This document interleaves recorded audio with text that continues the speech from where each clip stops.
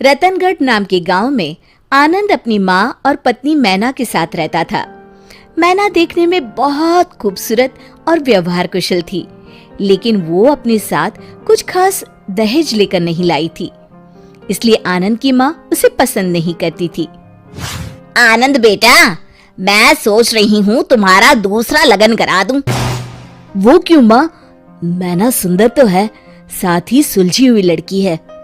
तो उसकी बुद्धि का मुझे अचार डालना है क्या? 2-4 बर्तनों को छोड़ दो तो मायके से एक ठेला भी नहीं लाई। माँ, हमें किस चीज की कमी है?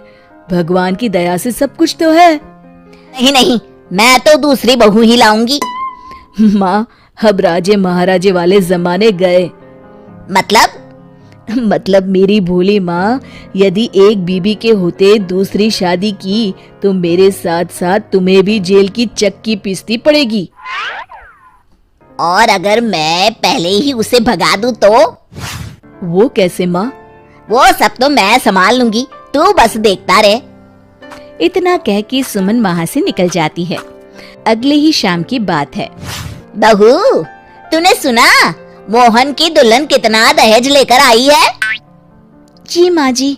तुझे शर्म नहीं आई सुनकर? शर्म कैसी माँ जी? जितनी मेरे घर वालों की हैसियत थी उन्होंने भी दिया है। ये सुनकर मैना कूट कूट के रोने लगती है। ये रोना धोना अपने मायके में जाके करियो। मैं तो अपने आनंद का दूसरा लगन कराऊंगी। इसके लिए मैंने तो लड़की भी देख रखी है, शुभा। माँ जी, ऐसा ना कहिए, आप जो कहेंगे वो करूंगी मैं। सुमन ने बहू की एक ना सुनी। रात को जब मैना और आनंद सोने लगे, सुनो जी। बोलो। माँ जी आपके दूसरे लगन की तैयारी कर रही हैं। कल मैं माँ से बात करता हूँ। ठीक है जी, पर मैं कहीं नहीं जाने वाली, बताई दे रही हूँ। हाँ हाँ ठीक है मैना रानी। सुबह होते ही आनंद माँ के पास जाता है। क्यों आप दूसरे लगन के चक्कर में पड़ी हैं? ऐसी कौन सी बुद्धिमानी तुझे दिख गई जो मुझे ना दिखी? माँ, आप जैसे चाहे वैसे पता लगा सकती हैं। अच्छा ठीक है, लेकिन तब तक तू उससे कुछ नहीं कहेगा। हाँ ठीक है माँ, जैसी आपकी इच्छा। चलो मैं ऑफिस के लिए निकलता हूँ। ना, ओ नैना, कहाँ मर गई? आई माँ जी। सुन, यदि तुझे इस घर में रहना है तो 3 परीक्षाओं का सामना करना होगा। ठीक है माँ जी। तो कल सुबह जब मैं सोकर उठूं तो बगीचे वाला कुआं सिंहगढ़ के मोतियों से भर देना। जी माँ जी, आप कल तक कुआं खाली कर दीजिएगा, फिर मैं उसे मोतियों से भर दूंगी। सास बहू की बुद्धि देखकर अवाक रह गई।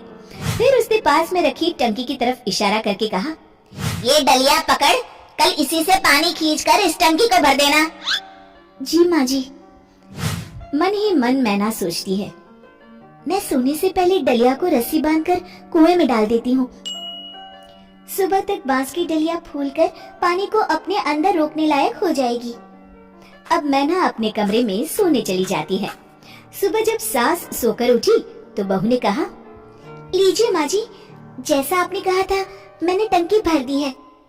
सासू माँ भरी टंकी और डलिया में भरा पानी देखकर सब समझ गई। पहले तो उनके मुख पर मुस्कुराहट आ ही गई थी, पर फिर गुस्से में बोली, हो तो होशियार, कल के लिए तैयार रहना। मैना रानी को पूरा विश्वास था कि वो जरूर सफल होगी। दूसरे दिन सुबह आनंद काम के लिए निकला। मैना, घर में चावल का एक दाना नहीं है, तुम बाजार जाकर 1 बोरी चावल ले आना जरा। जी माँ जी, पैसे दीजिए। यही तो चुनौती है, तुम्हें चावल बिना पैसे के लाना है। क्या, बिना पैसे के?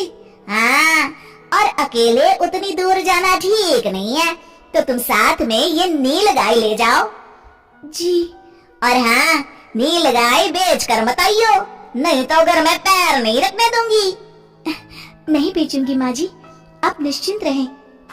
दोपहर को मैना ने सास को आवाज दी, माँ जी लीजिए, मैं चावल की बोरी ले आई। हाय हाय, कैसे उधार लाई क्या? नहीं माँ जी, नील गाय के बाल और सींग बेचकर। सास उसकी बुद्धिमानी देखकर फिर हैरान रह गई। ठीक है, अभी खाना बना, पेट में चूहे कूद रहे हैं। उसी दिन रात में मैना को बुलाकर सास ने कहा, सुन, कल मुझे राख की 2.5 हाथ की रस्सी बना के देना। राख की रस्सी? हाँ, सही सुना तूने, राख की रस्सी। मैना चुप रहती है। ये तेरी आखिरी परीक्षा है, अगर तू इसमें सफल होती है तो तू जो कहेगी मैं वही करूंगी। वो बिना कुछ कहे कमरे में चली जाती है। सुबह होती है और सासू माँ मन ही मन सोचती हैं, लगता है इसका कोई तोड़ नहीं मिला मैना रानी को, तभी तो सामने नहीं आई। चलो बढ़िया है, पिंड छूटा, अब मैं जाकर नहा लेती हूँ। उधर मैना ने एक बड़ी थाली में नाप कर 2.5 हाथ की रस्सी रखी और उसमें आग लगा दी, जिससे वो रस्सी राख की बन गई। जब कुसुम नहाकर आई तभी मैना ने आकर धीरे से थाली रखते हुए कहा, माँ जी ये लीजिए राख की रस्सी। सास ने परात की तरफ देखा और मैना को गले से लगा लिया। तू तो सच में विद्वान है री, मेरे आनंद के लिए तुझसे अच्छी दुल्हन तो हो ही नहीं सकती। शिक्षा, हमें दहेज का लालच कभी नहीं करना चाहिए।